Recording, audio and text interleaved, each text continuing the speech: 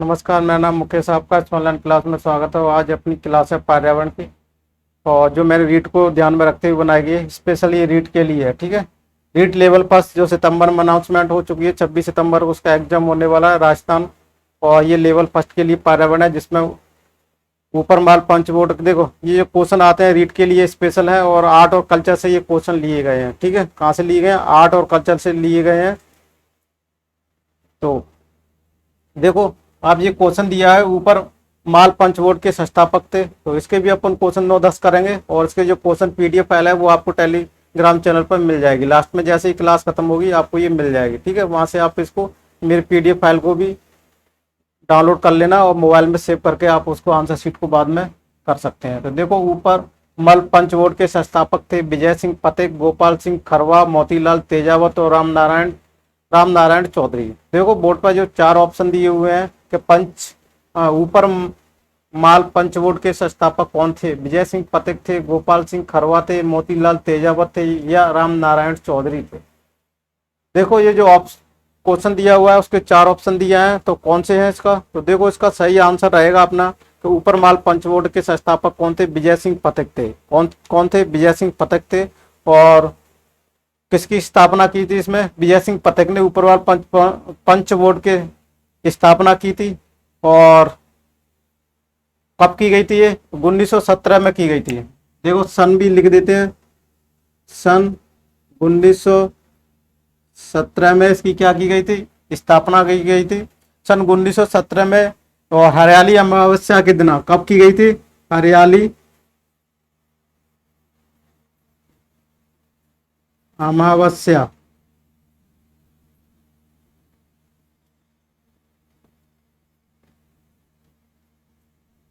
हरियाली अमावस्या के दिन इस स्थापना की गई थी 1917 में। कब की गई थी?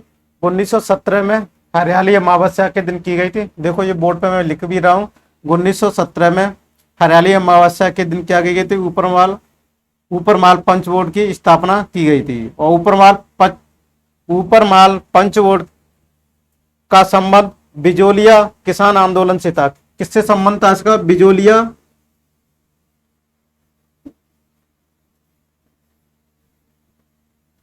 किसान आंदोलन। क्या था? बिजोलिया किसान आंदोलन से संबंधित था। ठीक है, तो अपना इसका आंसर कौन सा था? ये वाला आंसर है। समझ में आया होगा।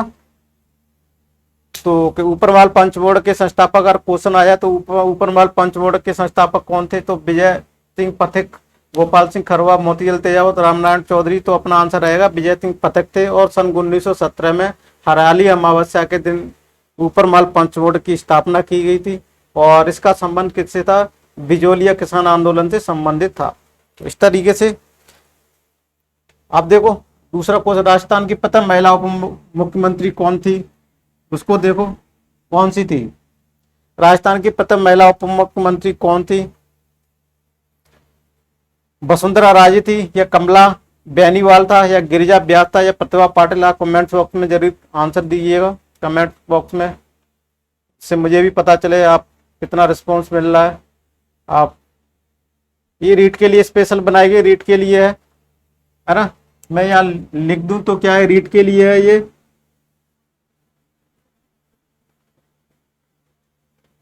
REET level first.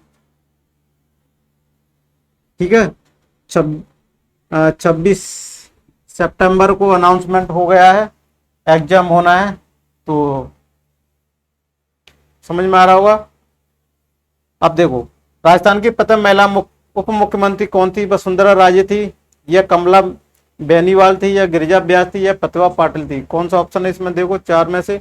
तो अपना सही आंसर होगा कमला बेनीवाल थी। राजस्थान की प्रथम महिला उप मुख्यमंत्री कौन थी? कमला बेनीवाल। राजस्थान की प्रथम महिला उप मुख्यमंत्री कौन थी? कमला बेनीवाल। राजस्थान की प्रथम महिला उप मुख्यमंत्री कौन थी? कमला बेनीवाल। ये आंसर अगर आया है तो आपको लगा देना चाहिए आंख मीच के।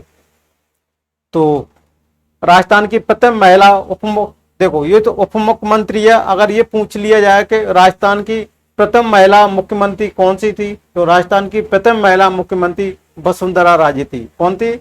राजस्थान की प्रथम महिला मुख्यमंत्री कौन थी? वसुंधरा राजे थी। ठीक है।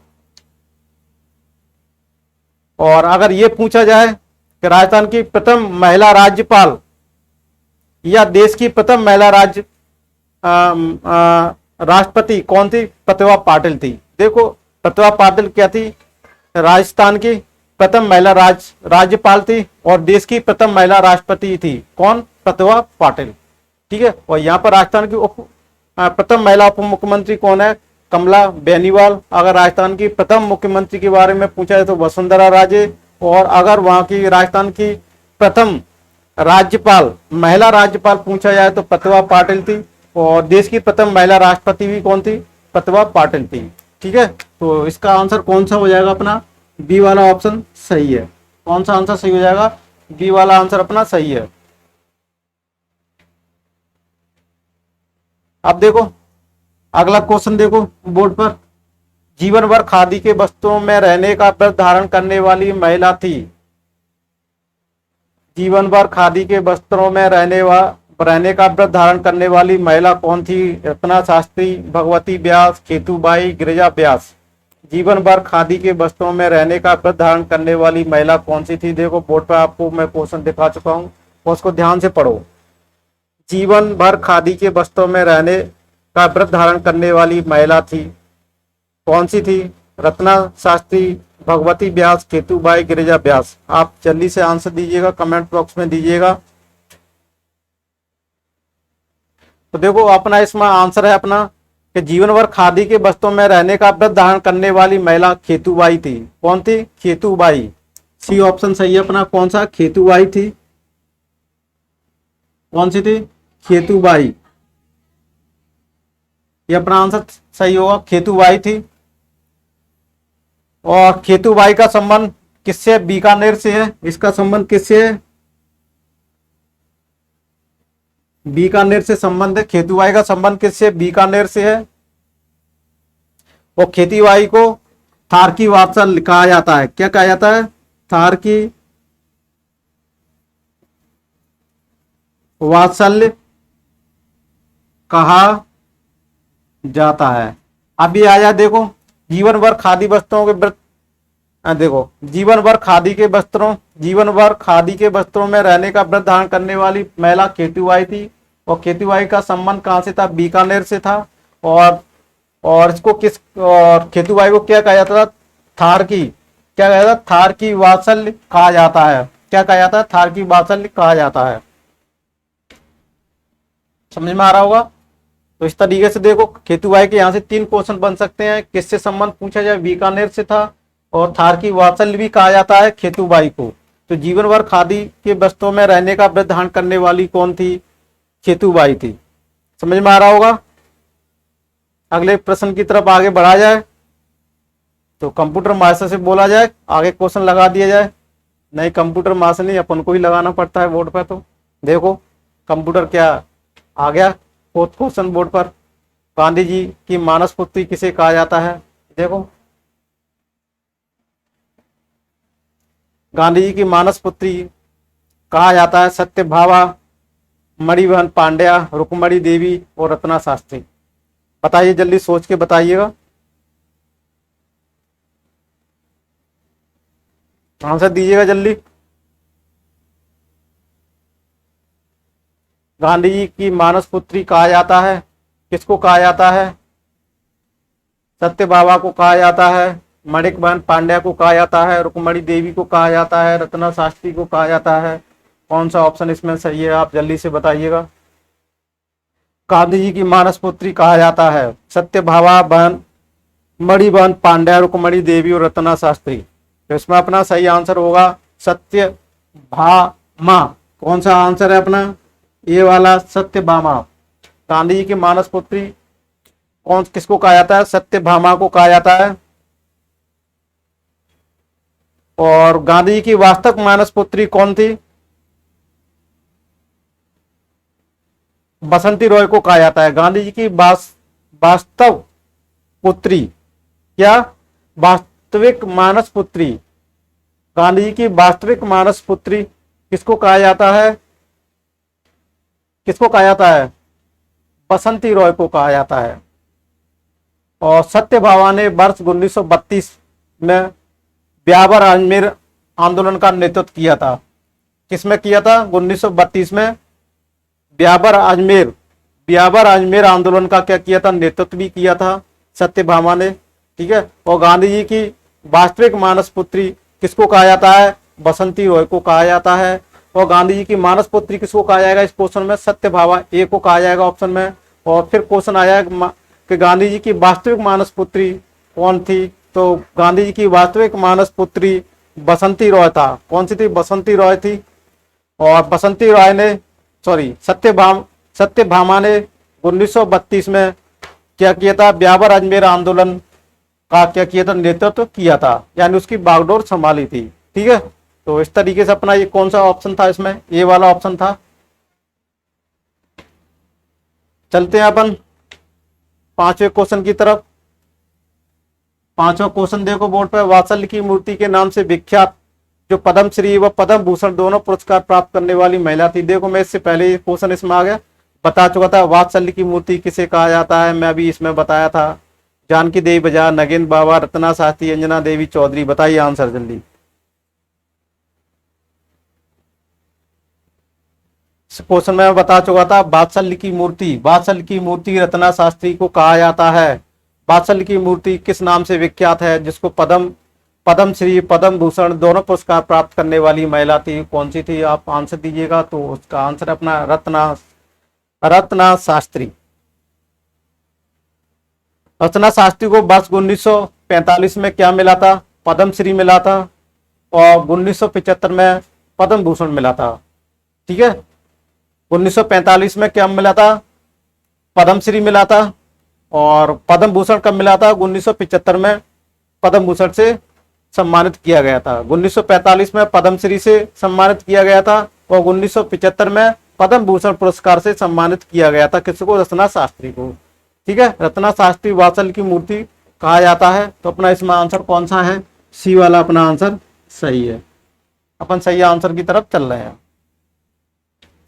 देखो आपको समझ में आ रहे होंगे, ये सारी चीजें मैं कराते जा रहा हूं, है ना। और बोर्ड पे क्लीन भी दिखता जा रहा है। मैं आंसर भी टिक करते रह रहा हूँ।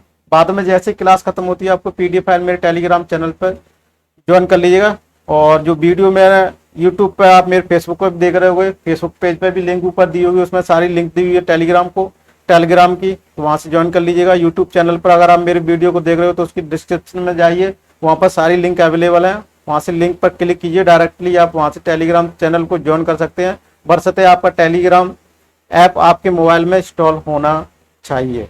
ठीक है। जिस तरह से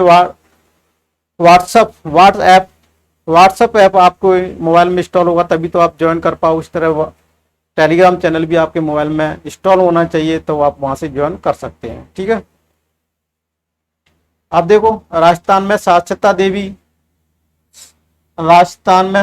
की देवी कहा जाता है। राजस्थान में साक्षरता की देवी कहा जाता है गबरीबाई, कालीबाई, मांगीबाई, अल्लाह जिल्लाह बाई। राजस्थान में साक्षरता देवी कहा जाता है गबरीबाई, कालीबाई, मांगीबाई, अल्लाह जिल्लाह बाई। किसको कहा जाता है? आप जल्दी से आंसर दीजिएगा।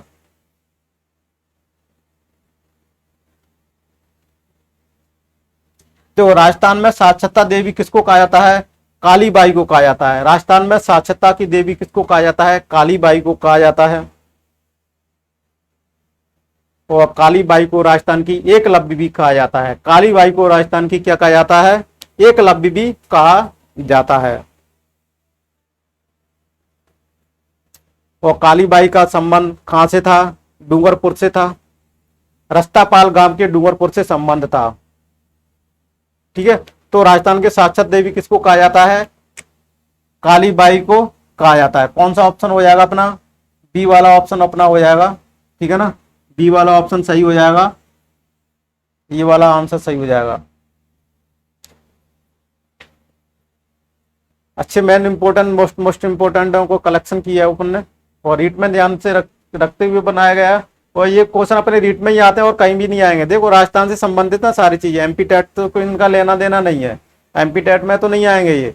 स्पेशल रीड के लिए है। और मैं बता देता हूँ आपको, जो इससे पहले कुछ क्लास हो चुकी थी वो सबकी कंबाइन थी सिलेबस, और ये स्पेशल राजस्थान का है क्योंकि आर्ट और कल्चर राजस्थान से लिए गए हैं। तो देखो क्वेश्चन नंबर 6 हो गया अपना।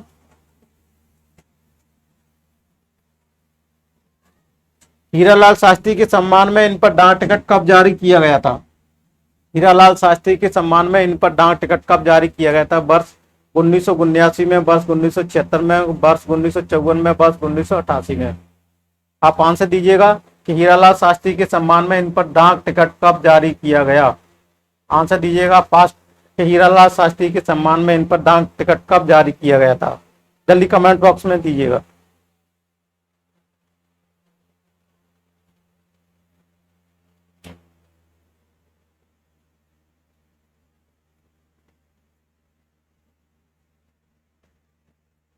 देखो हीरालाल शास्त्री के सम्मान में वर्ष 1976 में डाक टिकट जारी किया गया था। कब किया गया? उसके सम्मान में 1976 में जारी किया गया था। और हीरालाल शास्त्री ने वर्ष 1942 में मिर्जा इस्लाम, क्या कहता, मिर्जा इस्माइल, क्या बोलेंगे, मिर्जा इस्माइल के साथ जेंटलमैन एग्रीमेंट किया। तो इसमें अपना आंसर कौन सा है? बी वाला आंसर इसमें अपना सही है। अब देखो बागड़वा के नाम से विख्यात है, बागड़वा के नाम से क्या विख्यात है? सत्यभामा, कालीबाई, गबरीबाई, मणि बहन पांड्या। कौन सा ऑप्शन है इसमें? जल्दी से आप बताइएगा। बागड़वा के नाम से विख्यात है, जल्दी बताइए कमेंट बॉक्स में।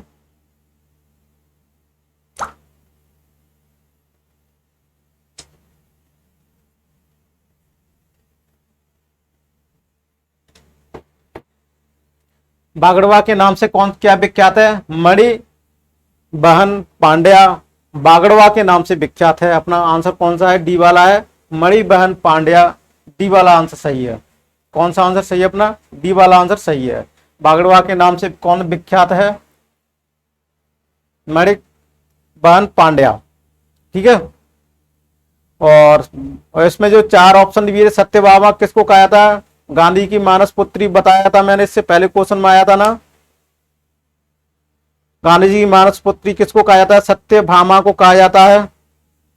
और कालीबाई को क्या कहा जाता है? राजस्थान की साक्षरता देवी। कालीबाई को राजस्थान की साक्षरता देवी कहा जाता है। और गबरीबाई किसको कहा जाता है? बागड़ की मीरा। गबरीबाई किसको कहा जाता है? बागड़ की मीरा। देखो जल्दी से, ये 4 ऑप्शन में ये भी ध्यान रखना चाहिए, इनसे क्वेश्चन भी बन जाते हैं। गबरीबाई को किसको कहा जाता है? बागड़ की मीरा। गबरीबाई को बागड़ की मीरा कहा जाता है। और मणि बहन पांड्या को बागड़वा के नाम से विख्यात है, ठीक है। ये चारों ऑप्शन कहीं ना कहीं विख्यात है किस नाम से। आशा करता हूं समझ में आ रहे होंगे ये सारे क्वेश्चंस। अपने एक्सप्लेन भी कर रहे हैं 4 ऑप्शन को। और इतनी मेहनत से वीडियो बना रहा हूं तो आप इसको शेयर जरूर कर दीजिएगा। शेयर करने में सिर्फ 2-3 सेकंड का समय लगता है। अपने फ्रेंड सर्किल में आपके ग्रुप बने हुए व्हाट्सएप पे, वहां पर इस शेयर कीजिएगा, जिससे और भी रीट की जो तैयारी कर रहे हैं स्टूडेंट, तो वो भी मेरी फ्री ऑफ कॉस्ट फ्री की जो क्लास है, टेस्ट सीरीज चला रहा हूँ मैं, उसका फायदा उठा सकें। और मैं ये टेस्ट सीरीज ऐसी नहीं है कि 2-3 टेस्ट सीरीज करके खत्म करा दूंगा। मेरा रीट का जो संबंध है, जब तक एग्जाम हुआ तब तक मेरी रोज एक टेस्ट सीरीज चलती रहेगी पर्यावरण की, ठीक है। और मैथ भी लाएंगे अपन रीट के लिए, वो भी कोई दिक्कत नहीं, मैथ के तो अपन है ही टीचर।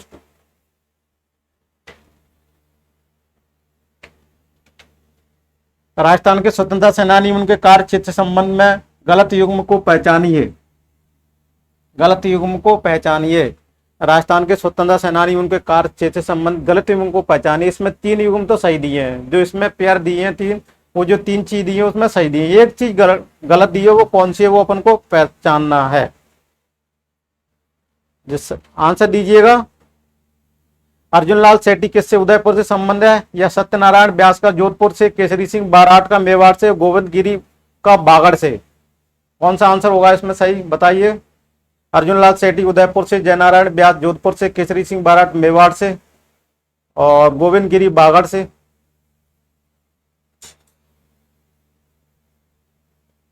तो देखो इसमें पहला ही वाला ऑप्शन गलत है। पहला वाला ये ऑप्शन गलत क्यों है? क्योंकि देखो अर्जुन लाल सेठी, अर्जुन लाल सेठी का उदयपुर से नहीं था, किससे था? जयपुर से संबंध था उसका। किससे संबंध था? जयपुर से है। उसका संबंध किससे? जयपुर से है। अगर ये होता तो ये भी क्या होता? सही होता। समझ में आ रहा? इसका संबंध किससे है? जयपुर से है। तो यही अपना क्या हो जाएगा? आंसर हो जाएगा, है ना। यही क्या हो जाएगा अपना? बेसिकली ये आंसर था। इसकी जगह पर क्या था? उदयपुर दिया था, उदयपुर दिया था, जो कि गलत था। किससे संबंध था इसका? जयपुर से था। समझ में आ रहा होगा। तो देखो क्वेश्चन नंबर अगला देख लेते हैं। Question number 10। एक और क्वेश्चन और रह गया, बस इसको क्लास को यहीं पर खत्म करेंगे। 10 या 11 क्वेश्चनों की अपनी क्लास रहेगी। और बोर्ड पर क्वेश्चन को देखो, उसको पढ़ो। राजस्थान में बालिकाओं के लिए जय कन्या विद्यालय 1932 ईस्वी में किसने स्थापना की? पंडित नू राम शर्मा, दामोदर दास राठी, जयनारायण व्यास और ऋषि दत्त मेहता। 4 ऑप्शन दिए हुए हैं आपको। और राजस्थान में बालिकाओं के लिए जय कन्या विद्यालय 1932 में किसने स्थापना की? बताइए। इसमें अपना सही आंसर होगा राजस्थान में बालिकाओं के लिए जय कन्या 1932 में दामोदर दास राठी ने। किसने किया था? जय नारायण व्यास ने। राजस्थान में बालिकाओं के लिए जय कन्या विद्यालय 1932 में किसमें? जय नारायण व्यास। कौन सा ऑप्शन हो जाएगा? जय नारायण व्यास। जय नारायण व्यास ने स्थापना की थी। समझ में आ रहा? और जय नारायण का संबंध किससे है? मारवाड़ से है। मारवाड़ रियासत से संबंध है।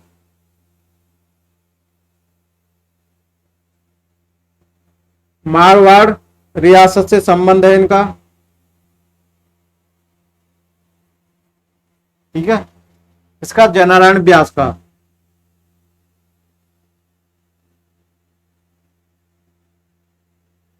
समझ में आ रहा होगा।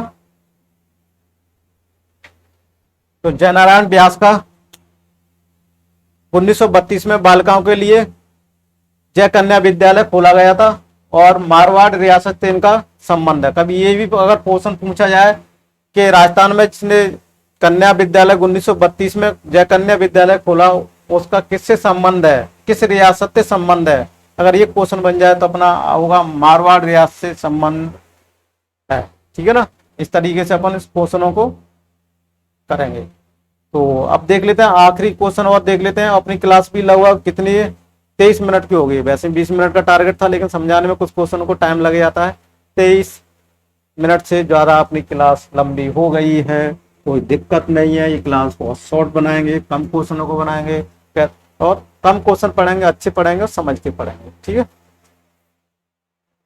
जयपुर में चरखा संघ के संस्थापक थे हीरालाल शास्त्री, जमनालाल बजाज, अर्जुन लाल सेठी, दुर्गा प्रसाद चौधरी। जयपुर में चरखा संघ के संस्थापक कौन थे? आंसर दीजिए।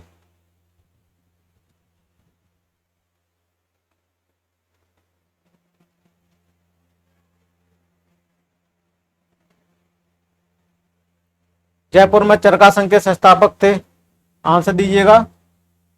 हीरालाल शास्त्री, जमनालाल बजाज, अर्जुन लाल सेठी, दुर्गा प्रसाद चौधरी।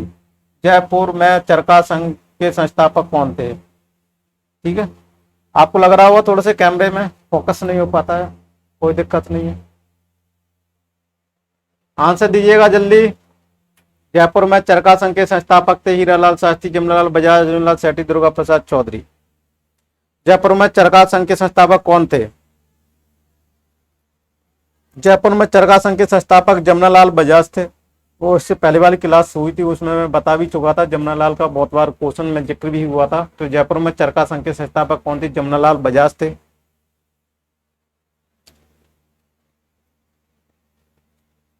और चरखा संघ के संस्थापक का कितने साल में की थी? 1927 ईस्वी में चरखा संघ की इन्होंने क्या की थी? स्थापना की थी। कितने में? 1927 में। 1927 में क्या की थी इन्होंने? चरखा संघ की स्थापना की थी। और जमनालाल को गांधी जी का पांचवा पुत्र भी कहते हैं, और गुलाम नंबर 4 भी कहा जाता है। ठीक है, एक क्वेश्चन सबसे पहली क्लास अपनी हुई थी दूसरे नंबर की, उसमें यही क्वेश्चन दिया हुआ था। जमनालाल बजाज को गांधी का पांचवा पुत्र कहा जाता है और गुलाम नंबर 4 भी कहा जाता है, और जयपुर में वो चरखा संघ की स्थापना 1927 ईस्वी में की थी। ठीक है, और कौन थे तो अपना आंसर कौन था है इसमें, बी वाला आंसर सही है। इस तरीके से अपन ने ये क्वेश्चन किए, 11वां क्वेश्चन हो गए, और यहीं पर इस क्लास को स्टॉप करते हैं। और कम क्वेश्चन 11 या 10 या 12 या 14 इतने ही क्वेश्चन करेंगे अपन। अगली क्लास में फिर पर्यावरण की क्लास लेके आएंगे अपनी, और उसमें जो मैं पर्यावरण की क्लास लेके आऊँगा वो सभी ऑल इंडिया में टेट जो होता है वो सब में काम आएगा, और कुछ टॉपिक जो स्पेशल रीड के लिए है वो रीड के लिए रहेंगे। तो इसके बाद अपनी जो पर्यावरण की क्लास रहेगी, सॉरी टेस्ट सीरीज रहेगी, वो सभी के लिए रहेगी, एमपी टेट में भी रहेगी। ठीक है, सी टेट में भी काम देगी, जितने भी स्टेट में होते हैं लेवल फर्स्ट पर्यावरण जिनके सिलेबस है उनमें सब में काम आएगी। तो आपको एक कैसी टेस्ट सीरीज लगी आप कमेंट बॉक्स में ज़रूर बताइएगा, और इस वीडियो को ज़्यादा ज़्यादा शेयर कीजिएगा। आप मेरे फेसबुक पेज पर भी नए हैं तो उसको फॉलो लाइक करना ना भूलिएगा, और अगर आप मेरे यूट्यूब चैनल पर भी नए हैं तो उसको सब्सक्राइब करना ना भूलिएगा। बेल आइकन को जरूर पुश कीजिएगा, जिससे आपको समय समय पर नोटिफिकेशन मिलता रहेगा, क्योंकि जब भी मैं क्लास अपलोड या लाइव होता हूँ तो आपको नोटिफिकेशन के थ्रू वो पता चल जाएगा कि ये क्लास अभी चल रही है, ये अपलोड हो चुकी है, जिससे आप कोई भी क्लास मिस नहीं होगी। ठीक है, तो बेल आइकन पर ऑल बेल आइकन पर पुश कर लेना। Thank you for watching this video. मिलते हैं अगली क्लास में, अगली टेस्ट सीरीज में।